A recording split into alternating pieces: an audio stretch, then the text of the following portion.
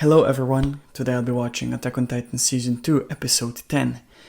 Now at this point, my previous video, which is the reaction to Episode 9, was just uploaded a few hours ago, so I still haven't read any of your comments, so at this time I'm not aware if maybe I was wrong on something, if maybe I missed or misunderstood anything in Episode 9. And also, speaking of comments, I just wanted to highlight that my friend, the moderator, is really busy lately. That's why sometimes the time in which I respond to your comments isn't as quick as usual. Because, I cannot read or reply to your comments without him reading them first. So I just wanted to highlight that. But yeah, I will try to keep this introduction short because the sun is already setting and I really want to watch episode 10 while there is still some sunlight, because the image on this camera is the best when there's sunlight. So yeah, that's why I will keep this introduction short. But yeah, the previous episode ended with the Survey Corps almost already arriving at the forest of the giant trees. I suppose that Reiner and Bertholdt will somehow try to quickly escape. Maybe there will be a battle between the members of the Survey Corps, Reiner, Bertholdt, possibly also Eren and Ymir. I'm suspecting that something like this will happen. I'm almost certain, or at least I have the feeling, that we will continue where we left off. But yeah, I don't have anything else to say. I think I'll just start watching.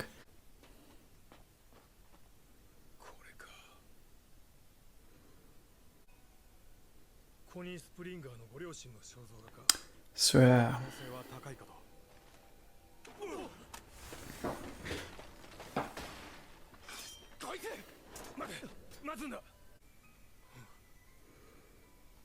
Yeah, it's Kone's mother.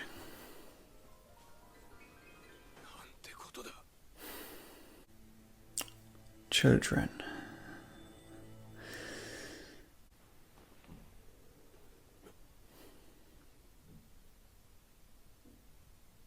Reiner, 君は今なんだ? 安心しろ、戦士だ。戦士としてユミルを信用するというの？あいつはマルセルを食ったやつじゃない。上手に立ち回って自分だけは生きたいと思っただろう。クリスタと出会うまでは、クリスタはウォール教の一族の重要人物。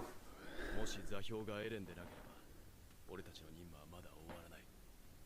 Wait. I need to rewind a bit because I didn't catch what he said. Okay, so Krista is connected with the church. Coordinate.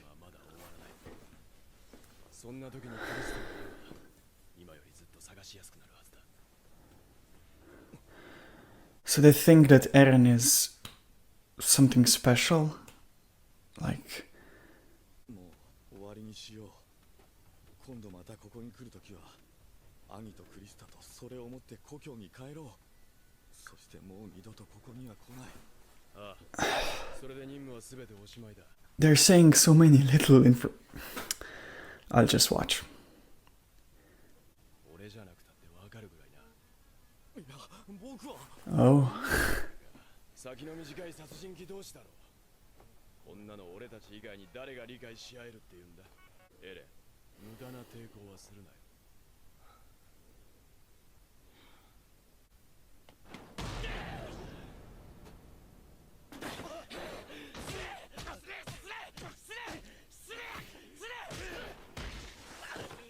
ユミル、君は人間に戻るとき。Before you became human again. いや、覚えてないが。Wait. ちょうど5年前ってこと。僕らの時もそうだった。エレンも覚えてなさそうだし。そういうものなのか。He also was a Titan. Wait. 私を恨んでいるか。一体どれだけ壁の外をさまよっていたんだ。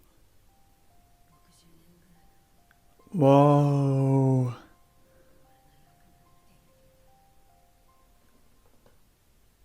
So she was permanently a Titan. for 60 years, and it seems also Eren was. まさか Hmm. いやいる。ライナー、クリスタだ。クリスタがそこまで来てる。ああ、私を助けに来るんだよ、あいつは。もしそうだとしても今は無理だ。別の機会にする。機会を待て。機会を待つだと。そりゃ私がお前らの戦士に食われた後か。ダメだ、信用できない。信じろ。クリスタは本当に俺らにも必要なんだ。このままじゃ二度とあいつに会えないんだろう。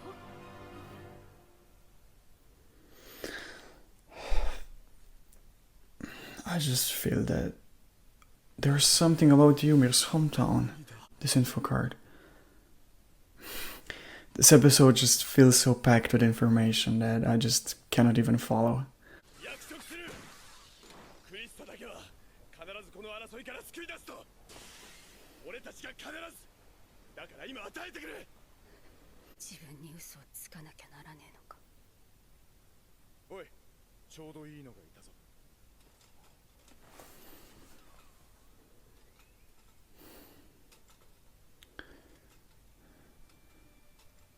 ユミル様こそ真に王の血を継ぐ存在。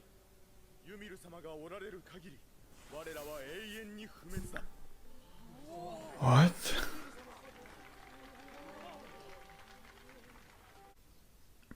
Is this a Titan shifting society? 何より初めて誰かに必要とされて。でもあの時自分は王の血を継ぐ存在だと。我々はそれを信じただけだ。 Wait. そんなのは全部作り話だったってことを思い出したんだ。そうなのか。私がユミル、王家の血を継ぐ存在だ。そしてまた Wait. 嘘をついた。 One guy there was really similar to the Titan from Elsa's notebook.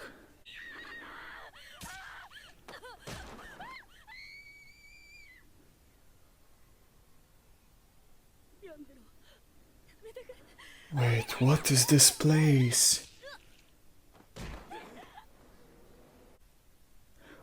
This is like a punishment or something? 自分に嘘をつき続けたことへの罰なんだって。巨人だ。逃げろ。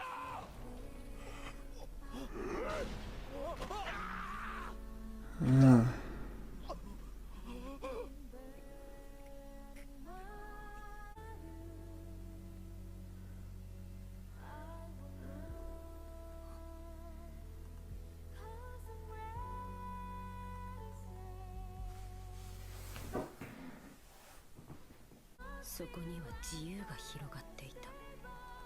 でもその時私は誓ったんだ。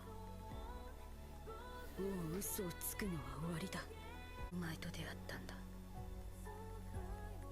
私にはすぐに分かった。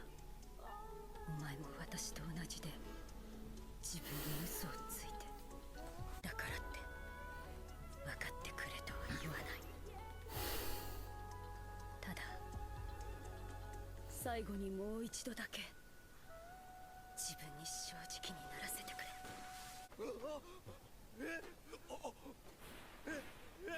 よせ、ユミル。今この場を支配できるのは私なんじゃねえかと思わないか。ユミル、よせ、落ちるぞ。私は別にいいよ。巨人になれば。お前らの巨人より非力だろうが気を伝って素早く動ける。お前らが今クリスタを連れて行かないのなら、ここでお前らと戦って邪魔をする。私は生きてあいつに会いたいんだ。私は本当にクソみてえな人間だからな。あんたらにはわからないだろう。こんな人間だと知っても優しく笑ってくれるんだぜ。あいつは今より逃げやすくなるからさ。それとも殺し合うか。私が正気か確かめてくれよ。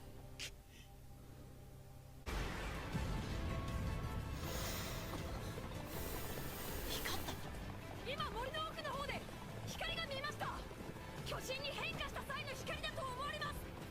何やったかとは目的ではない。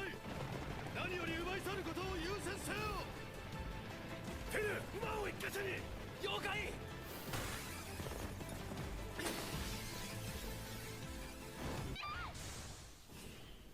よかった、無事だったんだね。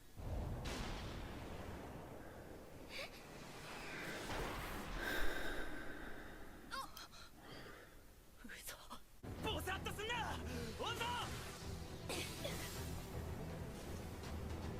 来たぞ、ライナー。ああ。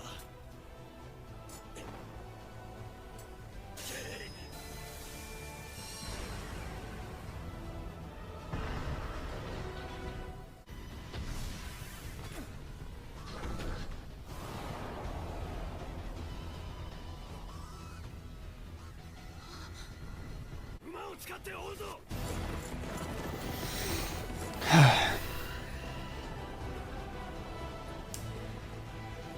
絶対に取り返すぞ。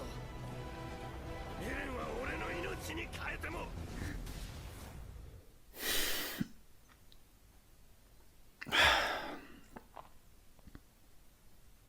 Alright, this episode was crazy. Like, I don't know if you noticed, but almost like towards the end of this episode, like my brain was dead. because the amount of information which seems to be revealed in this episode is just insane. It seems that this show, that here in Attack on Titan, they really like to give us information in moments where we do not expect it. Like, I expected to learn a lot more information in the previous episode. I mean, they did reveal quite a lot of information in the previous episode, but not so much as in this one. And because the previous episode ended with the Sorvy Corps or almost reaching the forest, that's why I expected in this episode mostly a battle or them trying to escape, which eventually was happening. But I did not expect anything like this. You know, I wasn't prepared, I think, for all this information. Also, before I continue, I will just now quickly check the information card. I know that I usually do that at the end, but here I saw that it said Ymir's, was it hometown? I think it said hometown. And it seems that that information card could be extremely important. So I'll just quickly read that and then continue the discussion. Alright, so this information card says that the exact location of Ymir's hometown is unknown, but it's almost certain that it lies somewhere outside of the walls. Yeah, this confirms, like, everything that happened in this episode basically confirmed that there is a community, society. Like, this is now undeniable. There is a society outside of these walls. Also, before I continue, I'll just quickly change my shirt because today it's extremely hot in this room, so I hope that no one is bothered by that. Alright, I'm back, and I think the last thing I said was that I'm now like 100% certain that there is a different society, culture, community of people outside of these walls, outside of Wall, Shina, Rosa, and Maria, you know. And this, of course, was a thing, a theory of mine, which I now had since, what was it, probably Ilse's notebook, right? I think, or maybe the first episode of season 2, somewhere around there, I think I started to talk about the possibility of a society, specifically Titan shifting society. You know, I always had the idea that there's a society which consists of Titan shifters, but I'm not sure if that's still the case. I don't know if I still believe that, because if we look at everything what happened in her flashback regarding that hometown, like, nothing indicated to the fact that those people there, that any of those people would actually be a Titan shifter. I mean, because those people who, I don't know, how should I say, somehow worshipped Ymir seemed to be harmless. At that point, when they were captured by some soldiers, Ymir and her, followers, I don't know how to exactly say to them, but those people with Ymir, like, they all felt seemed to be harmless, like they all were afraid of guns, so that definitely proves that these people, including Ymir, were not Titan shifters. And then, you know, we can look at this army, these soldiers. As I said, they had guns. Now, would they use guns if they would actually be Titan shifters?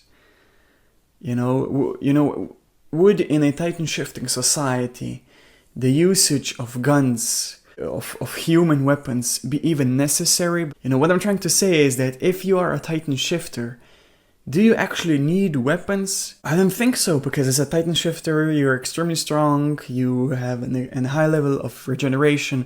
So what I'm trying to say is that nothing that happened in that flashback would indicate or prove to me that those people in that society were Titan shifters. Like, to me, it seemed as if they are just some ordinary humans. But they definitely do possess, I don't know, the ability or the serum, or I don't know, because I don't know if it was shown, but I think it wasn't really seen what have those soldiers done to Ymir and all of those people who transformed into Titans. I don't know if they injected the serum into them or if they did anything else, but certainly they have the access to change humans into Titans. That's something that's definitely true.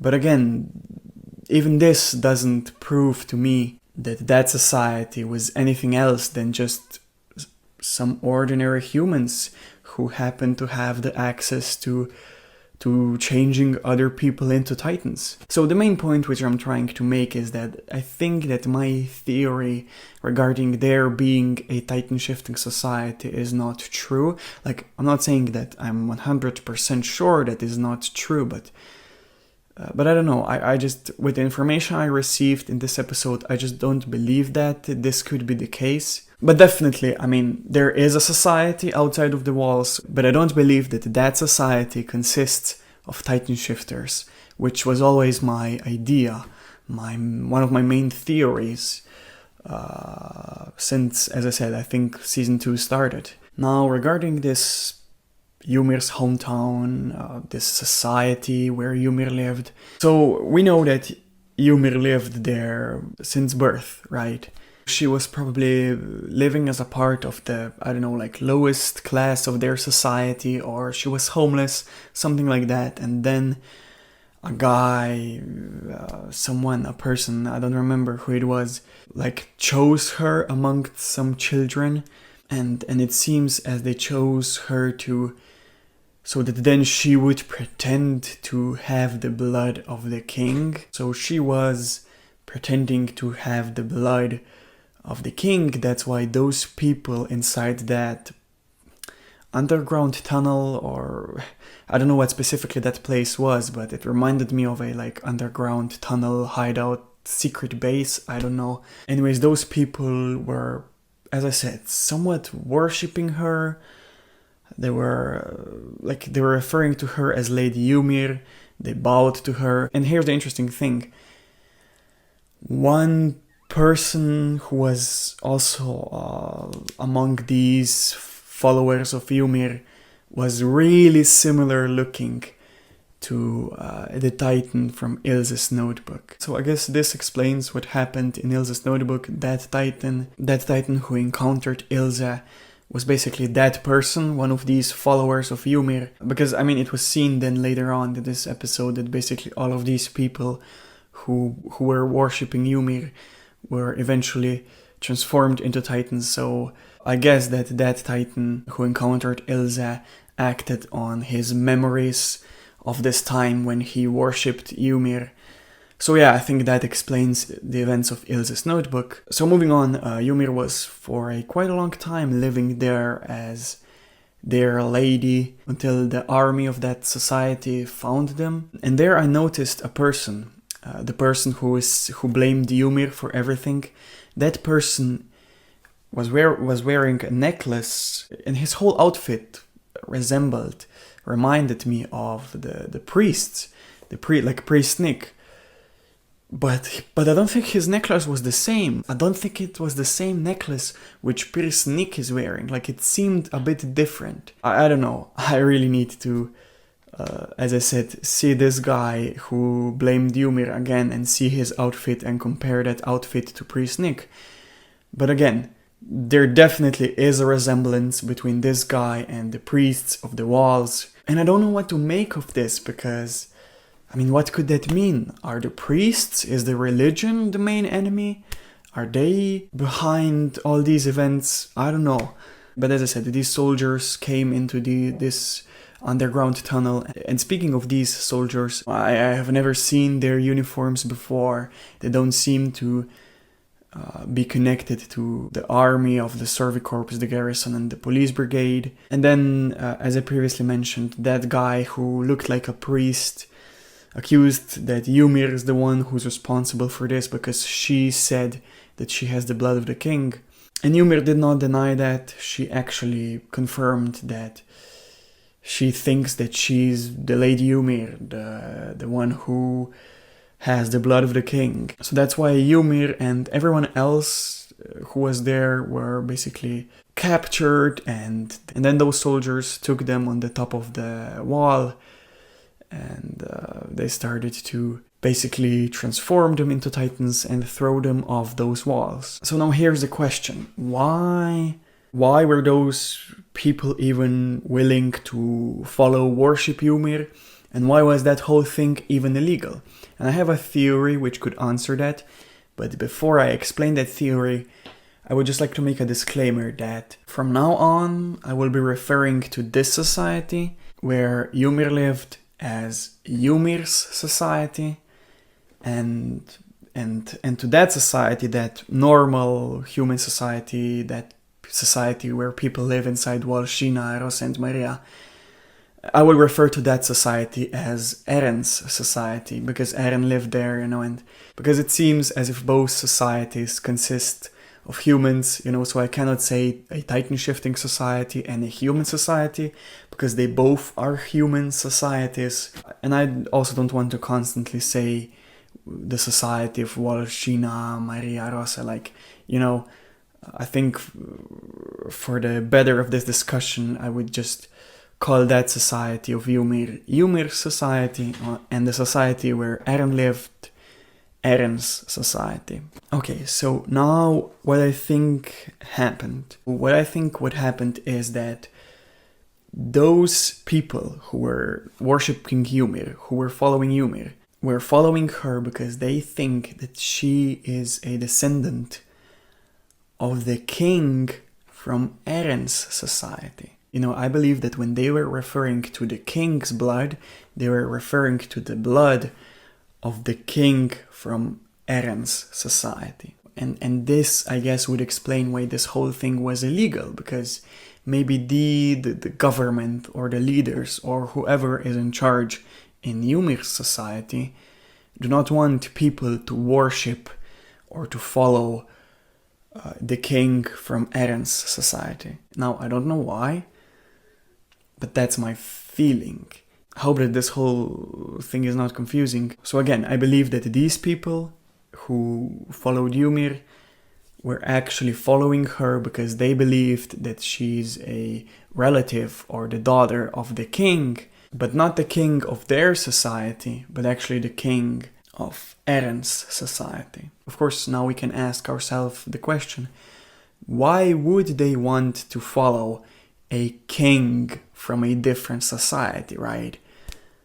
Now, first of all, I think that both societies are somehow connected, Maybe some people from Eren's society were at one point, exiled or something like that. And as they were exiled, they formed a new society. But still, because they maybe originate from Eren's society, that's why maybe some of them wanted to preserve their culture, kept their habits, That's why some of them still believe in the quote-unquote previous king, the king of the society where their ancestors lived in.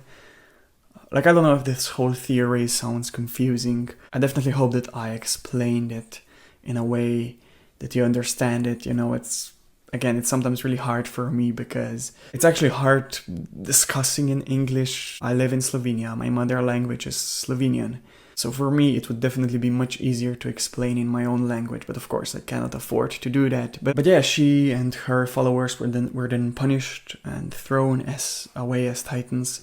So maybe this confirms and explains from where have these titans appeared, you know, where do they come from? Because basically this Ymir society is creating them as a way of punishment. Of course, then what is also extremely interesting in Ymir's flashback and overall Ymir's story was the fact that she was for 60 years being a titan, and she wasn't just being a titan as a titan shifter. She was being that normal classic titan.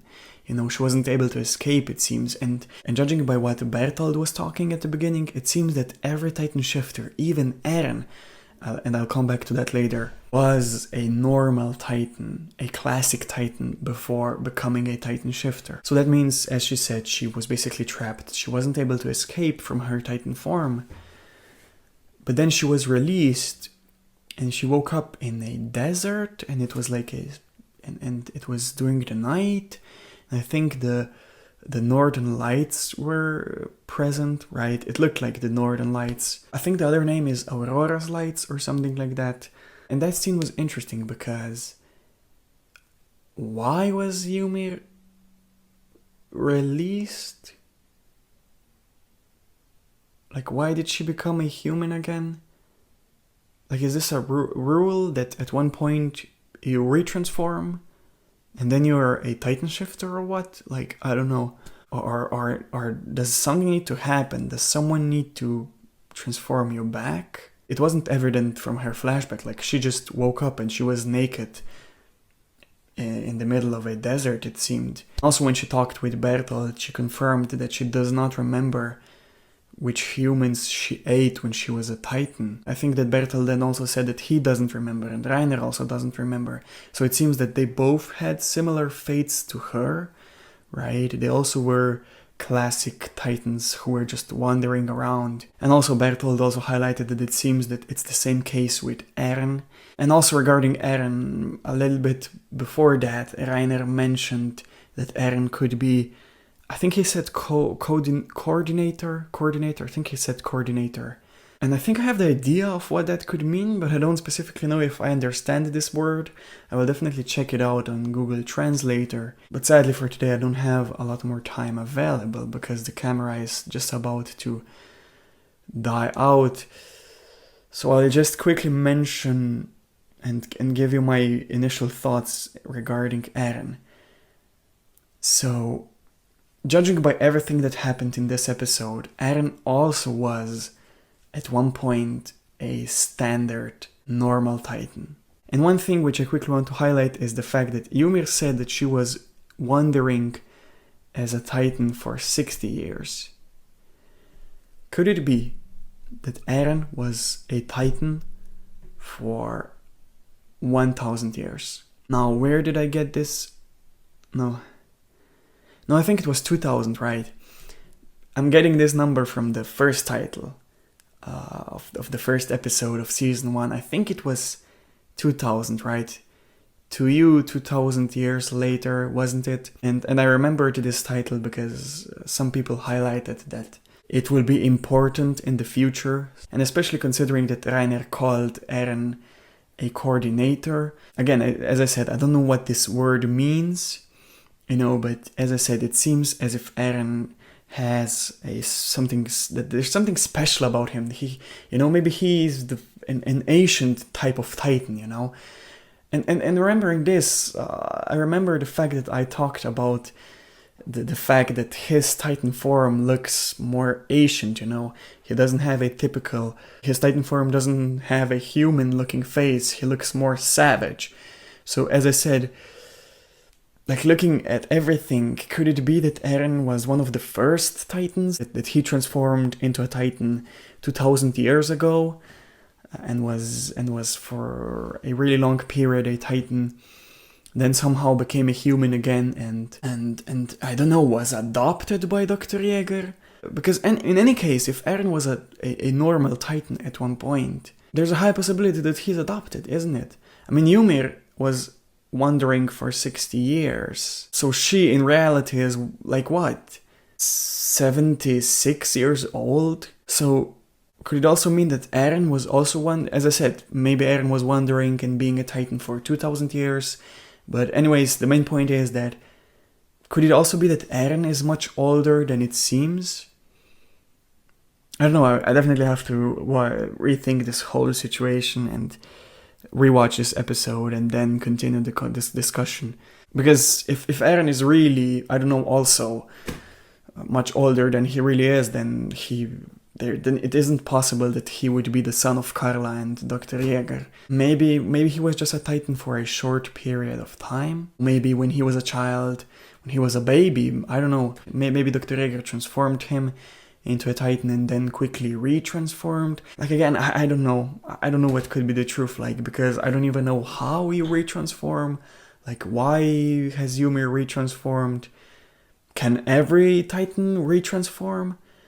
Like, does it mean that all these Titans, if they won't get killed, they will eventually, when they retransform, and they all will be Titan shifters? You know, I don't know. Definitely, there was a lot of information in this episode revealed. I definitely need to rethink everything. But again, I love this episode, and I love the fact that they showed us so much. And yeah, I will see you when I will continue with the episode breakdown. So I will actually start off by talking about a thing which hasn't happened in this episode, and that is a video of the dialogue between Reiner and Bertholdt before Eren and Ymir woke up in the forest of the giant trees. And all credit goes to the user F6mish who shared this link with me. So again, thank you for that. But yeah, as I said, that video, basically it was an audio tape. There is no actual anime footage. There is the dialogue between Reiner and Bertholdt, and on the screen you can see the subtitles. Now, I won't fully recap that video, because it's quite a long dialogue and I don't necessarily remember everything which they said. I'll just tell you my biggest takeaways. Now, the first one was that with those subtitles, which were shown on the screen, they also showed who was talking. You know, when Reiner was talking, it said Reiner and then what he was saying. So, and because of that, that video confirmed that Armin is the narrator of this story. Now, I already knew this before, like, I knew that Armin is the one, but there never was any confirmation, you know. I never wasn't really sure if that is the case, but now this is the proof that Armin is the narrator of the story. And does this mean anything in the bigger picture of this show? Does this play any significant role in the story? I don't know. I mean, I won't look too much into this because it could mean nothing, but at the same time, him being the narrator, him being the one who tells us the story, could mean that this is a hint that he will survive the whole thing, because he's then the one who tells this story to everyone else. You know, maybe he will write a book or something, you know, maybe something in that style will happen, I don't know. But as I said, maybe him being the narrator means nothing. Now, the second takeaway was the fact that this also proved that Reiner is the leader in the relationship between him and Bertholdt. Because at one point they were like giving props, praising each other for the success of kidnapping Eren. And when Reiner praised Bertholdt, he said to Bertholdt that they only succeeded because of him. But then Bertholdt said that no, that they actually succeeded because of Reiner, because of the fact that Reiner gave him the signal. And then Reiner said that Bertholdt shouldn't always wait on his signals, that he should also act on his own, especially because his Titan powers are the most powerful. This was also an interesting thing, that Reiner said that Bertholdt's Titan is the strongest, so the Colossal Titan is the strongest one, according to Reiner. I mean, I guess, I always thought that the Armored Titan is the strongest one, just because he has the ultimate combination of everything, you know. He seemed to be the most protected, he seemed to be the physically strongest, he seemed to be the fastest, not the most agile, but at least regarding his top speed, he always seemed fast. I just thought because he's so an all-around Titan shifter, you know, because he almost has no weaknesses. That's why I thought that he's the best Titan. But it seems that that's not the case. It seems that Bertholdt's Titan form is the best one. Maybe because of any particular powers which we don't know yet. Who knows? And then the next, which is the third takeaway from that video, was the fact that that dialogue really showed us how they both struggle. Of course, this was already evident through now, I mean, since episode 6, you know. It was especially evident with Reiner, right? But now here, this dialogue showed again how Reiner and also Bertholdt struggle with the fact that they are now seen as traitors in the eyes of the likes of Connie and Jean. You know, they both became attached to all these people, to all their friends. And they both are, you know, struggling, of course, which was, as I said, already evident, especially with Reiner, you know, because he actually has developed mental issues because of this. And the last thing which I would highlight from this dialogue was the fact that Bertholdt at one point said that, something in the lines of that, even though they don't know what's right or wrong, they still need to finish this because this is their duty as warriors. I really don't know what to make of this, because now if it's true that they don't know if actually what they're doing is the right thing, then why are you doing it? I don't know. Like, what I'm trying to say is, I mean, me personally, I have a mixed view on the concept of duty. So what I'm trying to say is that I never was a fan when someone said that it's his duty, even if it's the wrong thing to do. I personally am a believer that your duty as a person is to do the right thing. I think in a way, duty and doing the right thing are extremely connected, if not the same. Of course, everything is debatable, you know. I'm not here to debate the concept of duty, but what I'm just trying to say is that even if their reason is justifiable, you know, I still don't agree with their mindset. If you decide to take upon yourself to kill so many people, and not just kill so many people, ruin so many people's lives, but at the same time you're not sure if this is the right thing to do, then you don't do it. You cannot do anything of such a magnitude if you're not sure about it. As I said, maybe they are right, maybe what they are doing is necessary to do, but the concept, the idea of doing something so horrible, of killing so many people, and you're not sure if it's the right thing to do, I will never agree with that. That's what I'm trying to say. You know, again, I won't judge them too much because I really want to give them an opportunity. I don't want to see them die or anything like that. But I really want to hear them, to listen to their reasoning, to listen to the truth, and then rethink everything and then give my honest opinion on them.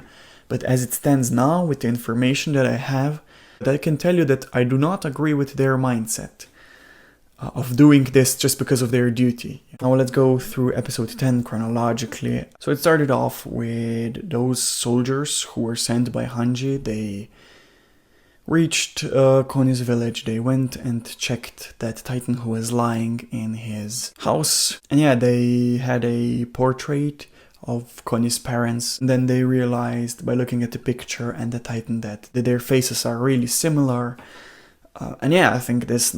Now, I'm 99% sure that is Connie's mother. I think now even these soldiers have figured it out. So now after seeing this episode, you know, seeing that Ymir was a normal classic Titan, you know, she wasn't able to control herself, seeing that she was that and then was able to be released and then she was a Titan shifter. So what I'm trying to say is that does that mean that actually Connie's mother could be saved?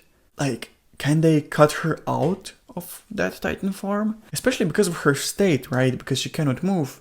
they can easily experiment with her, and they can really figure out if Connie's mother is inside of that Titan form. I mean, it would make sense if Ymir was able to be released from it, right? So maybe that's why, I'm not sure who it was. I don't know if it was Bertholdt, Reiner, or Annie. Maybe all of them were. But someone out of them was the one who killed Bean and Sonny, right? Those Titans which Hanji had for experiments. And maybe they killed them because of that. Because maybe Hanji would figure out, maybe through experiments, maybe they would figure out that actually these Titans contain humans inside them. So again, because of Connie's mother being in that state, that really allows these soldiers now to experiment, She cannot even move, so she definitely won't fight back. So maybe they can try to cut out her nape and see if they can rescue Connie's mother. And potentially, if that's the case, potentially they could also, try to rescue even more people by trying to cut them out of their Titan forms. Although it probably is really hard to do that because the Titan would fight back, but at least it's an option. That's what I'm trying to say. If of course that's true, that you can actually do that, cut out the human out of a Titan form. So basically then, as Reiner and Bertholdt were preparing to leave to then go escape, they had a dialogue between themselves, and there are some really interesting things which they said. I also have written down some of their lines. I'm not looking too much into each word which they said because I know that these subtitles are not the best ones, but still, I'll just quickly read some of the things which they said. Like when Reiner said that Krista is important because her family is affiliated with the church. Then he also said, if it turns out Eren isn't the coordinate, we'll have to come back here again. Then he also said, if it comes to that, having Krista around will make the search much easier. So yeah, judging by these lines, their goal is to find the coordinate. Right, when I talked about this in my post-reaction thoughts, I was wrong. I thought he said coordinator. That's my bad, but yeah, that's their goal, right? It seems like they want to find the person who is the coordinate. It seems like that is their main goal, because if they don't find the coordinate, they will need to continue the search. And speaking of the coordinate, I went on Google Translator to see the meaning of this. One meaning is that a coordinate could be a group of numbers used to indicate the position of a point line, the position of something. Coordinate could also mean equal in rank or importance. But then the most interesting explanation to me, or meaning, was this one.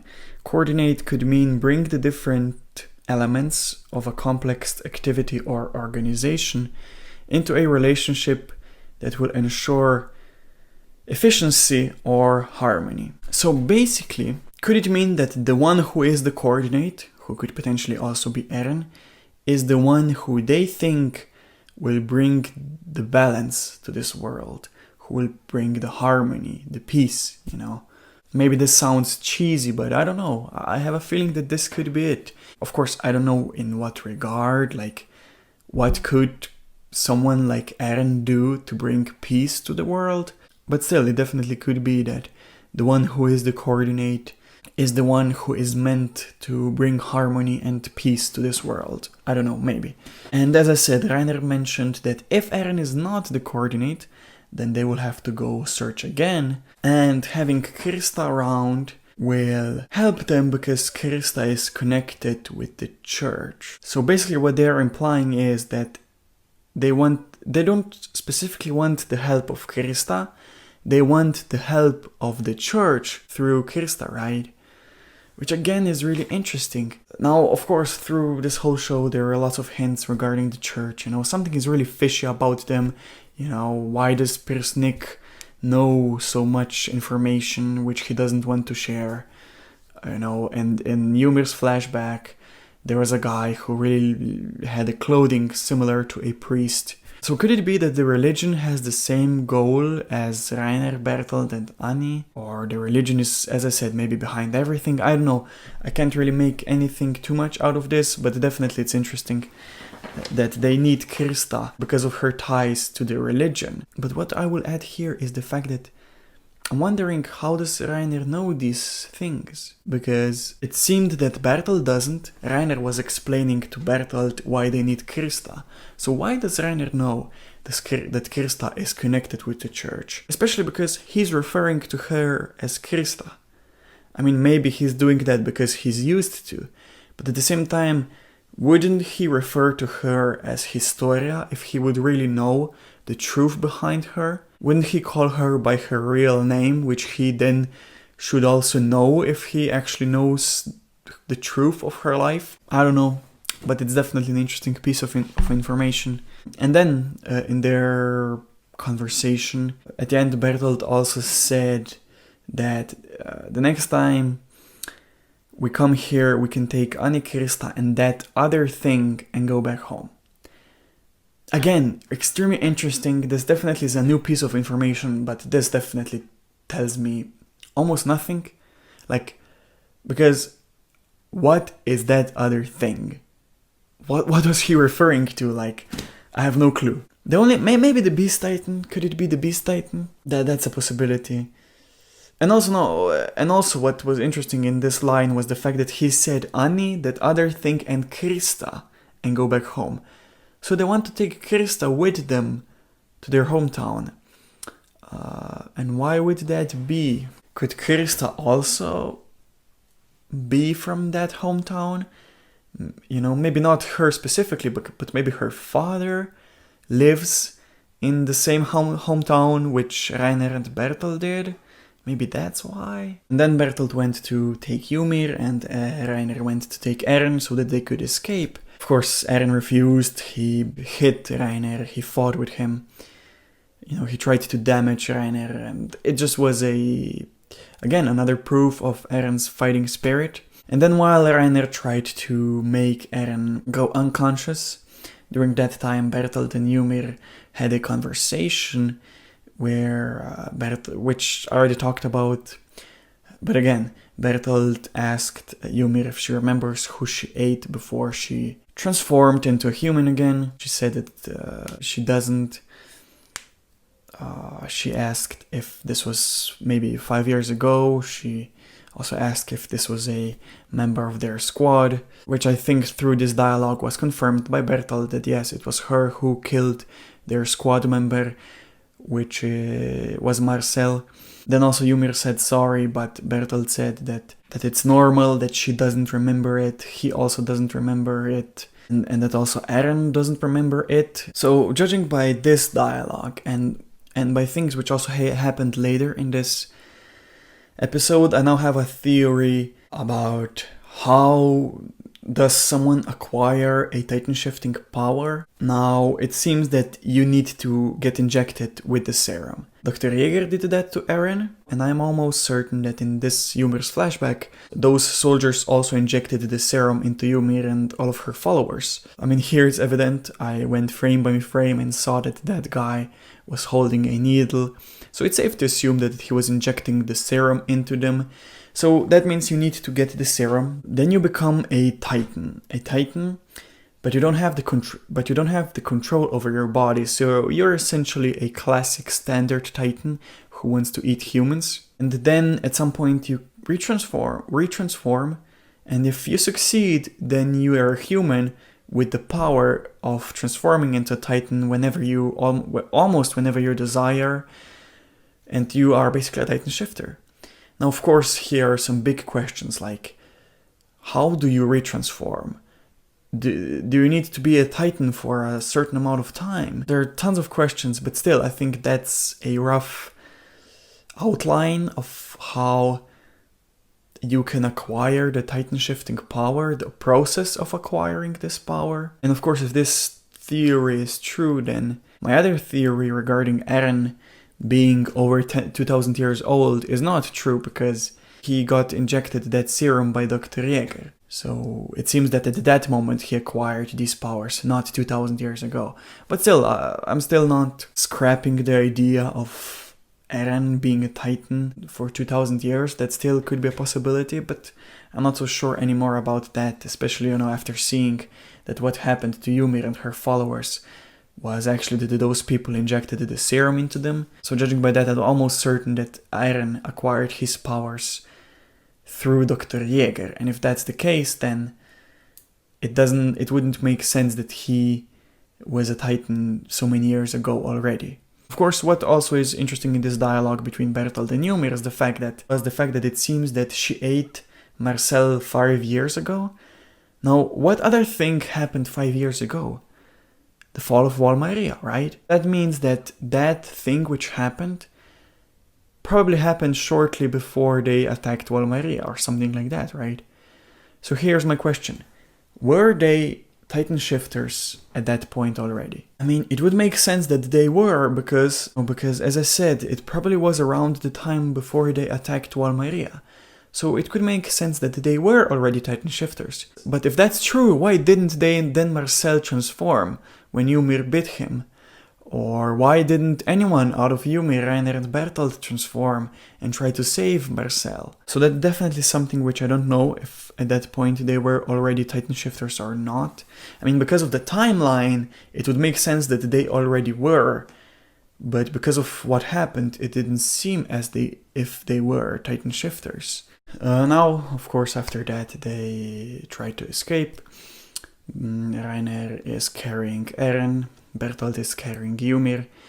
They're using the maneuvering gear to go through the forest. And then Ymir realizes that the Servicorps are almost there, that they're there to save them, to save her and Eren. And then she realized that it's almost certain that also Historia is with them, that she also went there to save her. Ymir said to Reiner that that's their chance to get her, but Reiner said that no, because the odds are against them, that they should wait. And here I also saved a line which was said by Ymir right after Reiner said that they should wait. She said that, "Wait until after I've been eaten by one of your warriors." So first of all, regarding this line, again, this could mean everything or nothing, right? It could mean nothing because maybe she's making things up, maybe she's just guessing that she will die at one point. But at the same time, considering the fact that Ymir knows the true enemy and that she knows at least not the same amount of information as Reiner and Bertholdt do, but she definitely knows something. So maybe what she's saying is true. And let's assume that. Let's assume that this is true. So the first thing which I want to comment on is the fact that she said, "Wait until after I've been eaten by one of your warriors." So I know that Reiner and Bertholdt are referring to them as warriors, and in the comment section most of you have called them the warriors. The group of Annie, Bertholdt and Reiner, you referred to them as the warriors. So I know that they are the warriors, but the way Ymir said that here, it seems as if they're even more than just those three. I mean, it makes sense if we look at what happened in the previous episode. Ymir said that even if Eren kills Bertholdt and Reiner, nothing will change, as if there will be someone else who will continue to do their mission. So are they even more warriors, like Reiner, Bertholdt and Annie? That's one thing, and the next thing is that she said that, "Wait until after I've been eaten by one of your warriors." So she's expecting, again, assuming that this is true what she said, she's expecting that she will get eaten by one of the warriors. Now here comes the question. If this is actually true, that whatever Reiner and Bertholdt are doing, are trying to achieve, would result in Ymir getting eaten by one of the warriors, which could be Reiner, Bertholdt, Annie, or maybe some other warriors, which we don't know yet about. If that's true, then why? Like, why? What benefit would anyone gain, especially if you're a Titan shifter? What would you gain if you eat Ymir? I see only one possibility, and that is that maybe that's the only way how you retransform. So moments ago I talked about the possibility that maybe at the time when Ymir ate Marcel, maybe Marcel was a Titan shifter, right? Because this happened 5 years ago, this was right before the fall of Valkyria, so it could make sense that they all were already Titan shifters, the warriors, right? And then, after she ate him, nothing else was shown from her flashback, but then she suddenly woke up in the middle of a desert, right? And she was free of her Titan body. So could it be that if you're a Titan and if you eat a Titan shifter, that then you sort of gain his ability? You know, maybe Marcel was a Titan shifter and she, by eating him, became a Titan shifter. That's why she was then able to shift out of the Titan form, if that makes sense. That's why she was able to become a human again. So basically, if that's true, then that would maybe potentially could mean that maybe there are some warriors, some friends, allies of Reiner, which are Titans, right, which got the serum injected, but they are still in that mode, in that state where they cannot control themselves. They're basically standard Titan. And if they eat Ymir, then they will become Titan shifters. Then they will be able to become humans again and then shift into Titans back again and so on, you know. I mean, of course, I'm not sure if this theory could be true because there are many questions. Like, for this theory to be true, then Marcel had to be a Titan shifter, but why didn't he transform when Ymir ate him? An explanation could be that he was a child and he didn't master this yet, I don't know. And also, if this theory is true, then this means that there's only a specific amount of Titan shifters on the world. Like, what I'm trying to say is that, for example, there are only, 5. Maybe there are only 5 Titan shifters at the time. Because when you eat a Titan shifter, you become a Titan shifter. But that Titan shifter dies. I hope that this is not confusing, but if my theory is true, that the only way a standard Titan, a Titan who is not able to control himself, eventually becomes a Titan shifter, becomes a human again who's able to control his Titan body, and for that to happen, a standard Titan needs to eat a Titan shifter. And by that, you basically kill a Titan shifter, but you become a Titan shifter. Again, if this is true, that means that basically there's no way of creating multiple Titan shifters. There's always a specific amount of Titan shifters, because the only way of you becoming a Titan shifter is by killing another Titan shifter. So there's always a specific number of Titan shifters who live in the world, right? And if this is true, then comes the next question. How did the first Titan shifters acquire these powers? That's the question, right? Because somebody had to start it. You cannot eat a Titan shifter before a Titan shifter even exists. Someone needed to be the first Titan shifter, but how? That's the thing, right? But yeah, anyways, this is my theory regarding basically how Ymir was able to retransform, right? Because she ate Marcel, that helped her become a human again. And at the same time, this theory would explain what Ymir meant when she said that she will get eaten by one of the warriors. Reiner then answered by saying that they cannot rescue Kirsta, it's for her future, that he promises that Kirsta is the absolute one person who he wants to save, so he really highlighted the importance of Kirsta to him. And then Ymir said fine, and then we have seen her flashback. You know, how she started to lie to herself. And I already talked about this a lot in my post-reaction thoughts. I won't add too much except that now, after editing this episode, I realized that those people who followed Ymir thought that by following her, she would bless them with immortality, right? Now, I talked about this in my post-reaction thoughts. I was asking myself, why the hell are they following her? So definitely this could be the case, you know, they're following her because they believe that she had some special properties because of her having the blood of the king. But again, even if they're following her just because of that, just because they think they will be immortal, I still believe that the king which they are referring to, the king from which the blood Ymir has, I think it's the king of Eren's society. I don't know specifically why, that's my feeling, but maybe I'm wrong, maybe they're referring to their own king, who knows. And speaking of these followers, they were wearing robes, and I think we haven't seen such clothing before in Attack on Titan. Like even then, when they were basically imprisoned and taken on top of the wall, when they were basically abused by some people were throwing rocks into them, right? Those people were dressed normally, just as those people in Ern's society. But those people who follow Ymir were wearing like Greek or Roman-esque, those ancient Greek dresses, if you know what I'm talking about. I don't know if this detail means too much, but it's definitely interesting, because they weren't dressed as priests. They weren't dressed as regular humans. They were dressed in their own way. So, I don't know, just an interesting thing which I wanted to highlight. Again, that guy who blamed that it was Ymir's fault. You can see now there are two pictures on the screen. As you can see, I went and checked. I thought that those necklaces were more similar. They are not.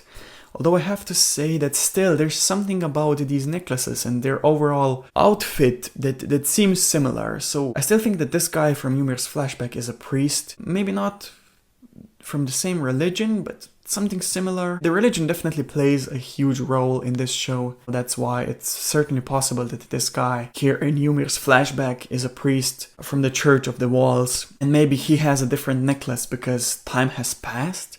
Because these events from Ymir's flashback were 60 years ago, right?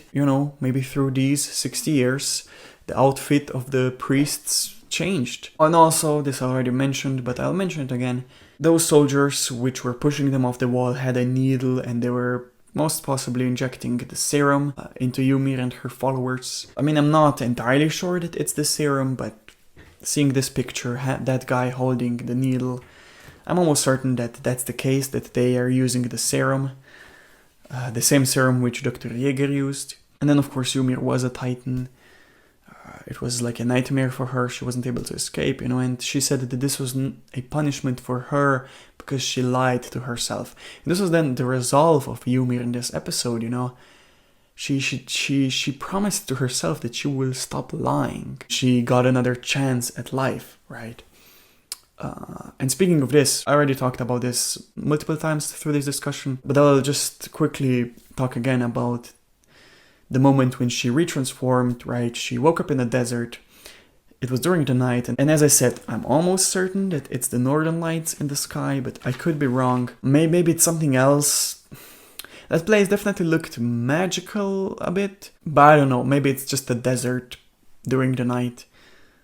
Although it's interesting because it's a desert and you see the northern lights in the north. So why was she able to see the northern lights in the middle of a desert, like geographically looking?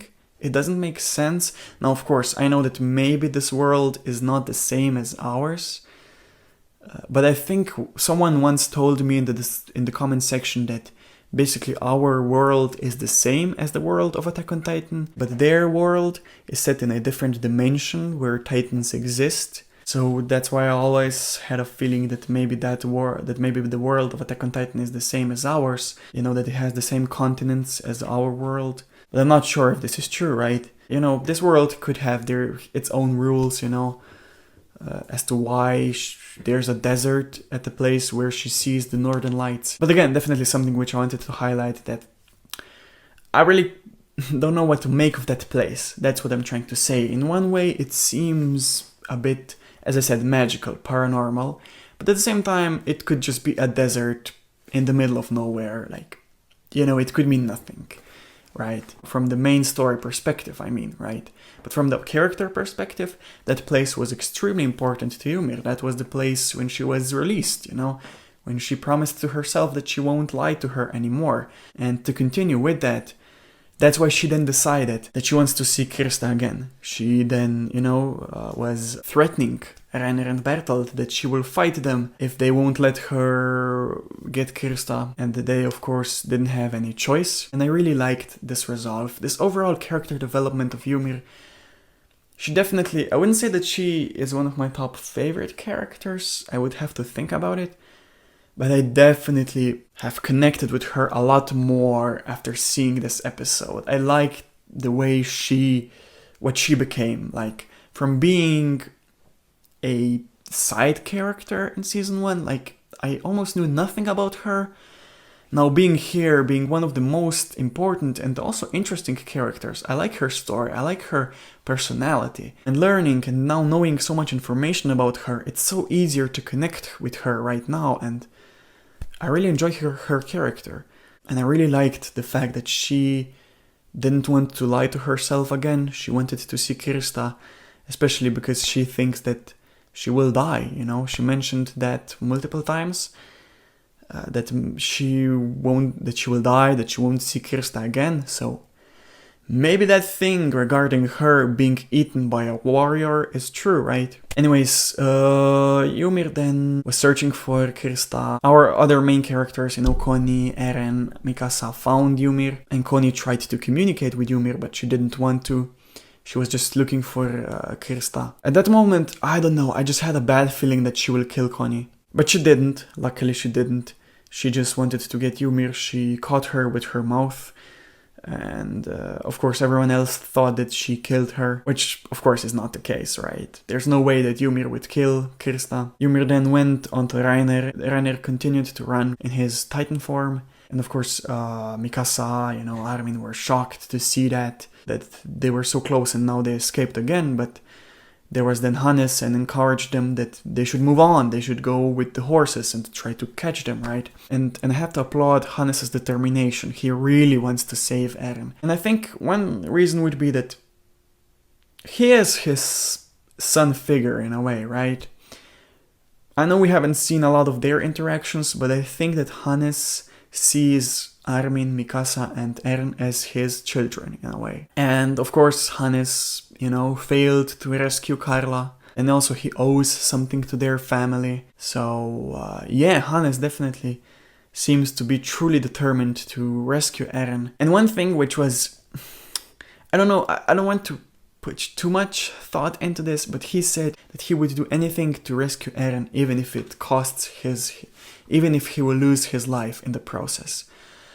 And this gives me bad feelings. This gives me bad feelings because I fear that he could die, and I don't want that to happen. Especially, I don't know, I have a feeling that at one point Hannes will die, you know, sacrifice himself for Eren, but at this point, already in season 2, because this is not even the half of the story, right? Because there's still season 3 and 4. And you know, Hannes was one of the first characters which were introduced. And in each show, I always enjoyed seeing characters which were from the beginning and then comparing their development through the show, you know? Comparing a character from, I don't know, season 8 to season 1, you know? To just think about the whole journey, you know, they went through, you know? These characters somewhat feel nostalgic. Like, I'm not saying that Connie, Bertholdt or Reiner were not with us from the beginning, but Hannes was with us from episode 1. You know, seeing him just brings me back memories of episode 1 and 2 when Eren was just a child. Hannes brings me back memories, and if he dies, I want him to die in season 4, not now. I don't want him to die now. I just want him to survive as long as possible, but who knows, you know, many characters have already died in this show, so anything is possible. And especially, you know, if Hannes dies, and especially if someone like Reiner kills him, like, I cannot imagine Eren's mind. I cannot imagine how would Eren handle that. But yeah, but that's that for the episode. Now, I already talked about the information cards. Now, I wanted to talk here about the ending, because the ending of season 2, because someone in the comment section requested that I should make an analysis of this ending, and I already did make an analysis of this ending in my reaction to episode 1, but it was, of course, my first impressions of the ending, and at the same time, that video is now unavailable to anyone, so I think I will make a full analysis of the ending, like frame by frame or something like that, but I don't know if I will do it today. I don't think I will do it in this video, because this video I think is already extremely long and I still have some things regarding this episode to say. So I'll probably do that in my next video, because I only have now the 11th and the 12th episode, right? And in the 12th episode, which is of course a series finale, I will do the same thing which I did in season 1. You know, I did a season overview, I talked about my favorite characters. I'll do that there.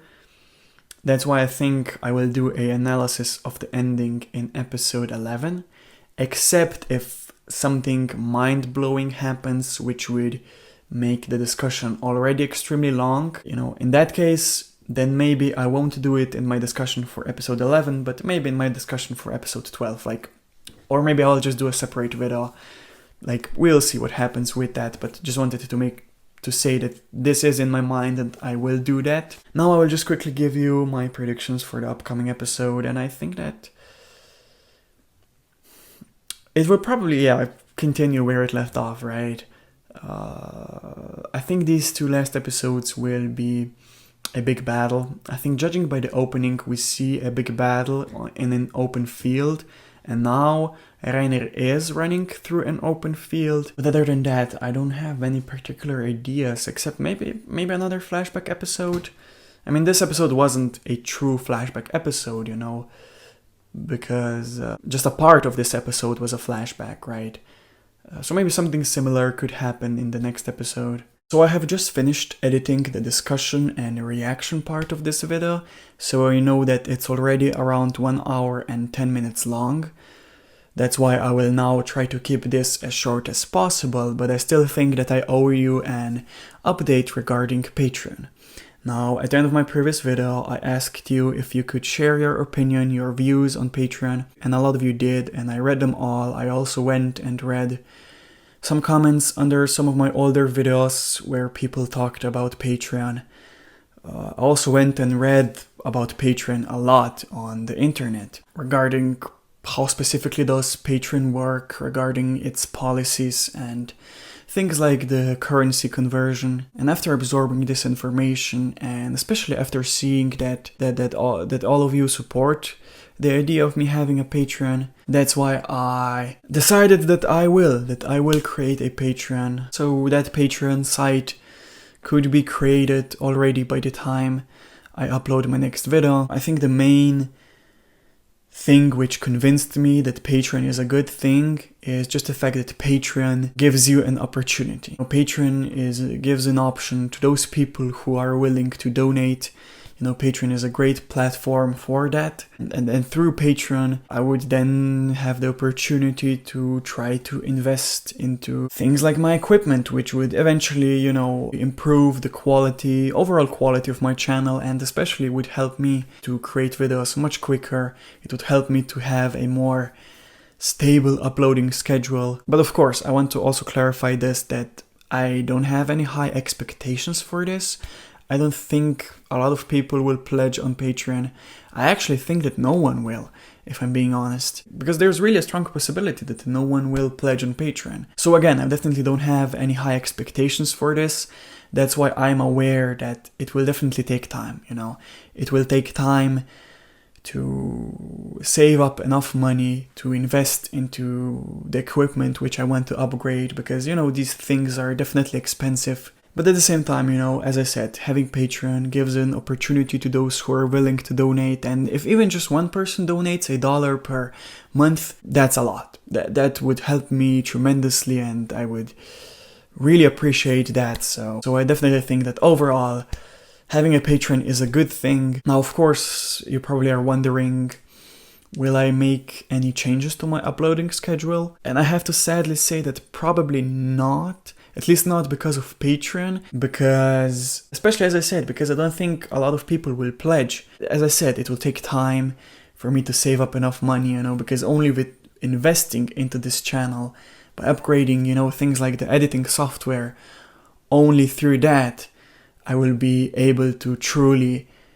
create videos much quicker than I do now, which would help with my uploading schedule. So again, because I don't think that because of me having a Patreon, my uploading schedule will change. I'll definitely do my best to try to upload at least 4 or 5 videos per month, which is around 1 video per week. And I think this is possible, especially considering now that I think that I will have a bit more time available. I think definitely May was an extremely busy month for me.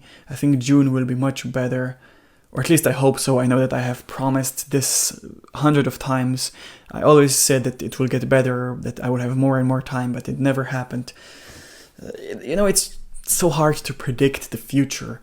But again, I'm just saying that I hope that I would be now able to try to upload one video per week. But again, I won't stress too much about it, but I will try my best. And also one thing which I wanted to say regarding Patreon, and I want to comment on the benefits, rewards, which I would offer on Patreon. Now, I asked my friend if he could look at other similar channels like mine who have Patreon and check their patrons. I didn't want to do it myself because, if I would go and explore other reaction channels, there's a high chance that I will get spoiled. So I'm definitely thankful for my friend that he did that because this helps me, get a picture of what other people offer on Patreon. And I have actually written down some of the information which he told me. And he told me that most of these channels have their own style. They all have different tiers, especially when it comes to the higher tiers. But overall, the first 3 tiers are usually really similar. So most of these reaction channels have a $1 or $2 tier where you get the Discord access and also get the opportunity to vote on which shows the reactor will watch. Then you have a $5 tier which offers you early access to the reactions. And then they have a $10 tier, which usually offers you the access to the full uncut version of the reactions. And I don't have a problem with the first 2 tiers. I think it's great that you have some benefits for the $1 tier. Because look, I don't have a lot of experience with Patreon, but those patrons which I have seen usually never gave you any benefits for the $1 tier. So that's a good thing that for the $1 tier you get Discord access and the ability to vote on future shows. And then also I don't have a problem with the $5 tier. I think it's fair because if you offer early access, that means that you need to film in advance, which takes additional work from you. But I have a slight problem with the $10 tier. Now don't get me wrong, this is not a knock on any other reactors. I respect every human, I respect all YouTubers, all reactors, especially now after I have on first hand experienced how much work you need to put in creating these videos. But I still think it's a bit pricey. At the same time, I see where they are coming from because usually you cannot monetize these channels because you will probably get copyright issues. But at the same time, it's just too, I don't know, it's too pricey for me. I cannot do that. I don't have the heart to charge $10 for an uncut version, Especially considering the fact that I was making now these full cut versions available for free. So I cannot go from having them for free to now charging $10 for them. I just cannot do that. I think for me, I don't know, charging $4 for something like this would be much more reasonable. So yeah, since I'm now talking about this, I will quickly explain you how I will probably have my awards. Now I haven't really thought about the higher tiers, but I think that the $1 tier and the $5 tier will be the same. So for $1 you will get the access to the Discord server and the opportunity to vote on future shows. And for the $5 tier, I cannot really give you a true early access because I just don't have the time to do that. I don't have the time to film in advance. The only thing I could do is that as soon as I watch an episode, I could just upload the reaction portion to Patreon, So that would be the closest I could get, to having a early access by uploading just the reaction portion of my video to Patreon as soon as I watch the episode. And then I would probably have a $4 tier for the uncut version. I know that I had this now for free, right? But at the same time, so many reactors are charging $10 for it. Look, I don't want to emulate or copy any other reactors. I know that I am my own person, right? But at the same time, if someone charges $10, would I be an asshole if I would charge $4, which is $6 cheaper? I don't know, let me know. Do you think that I'm an asshole if I would do that? Do you think that I need to lower the prices of these tiers? Or overall, do you think having a Patreon is a bad idea? Again, I always am super appreciative of any type of feedback. It really helps me making a decision. But yeah, that's that for this video. I hope you are safe, healthy. I hope you're fine. I hope that you're enjoying your day. And I will see you when I will watch episode 11.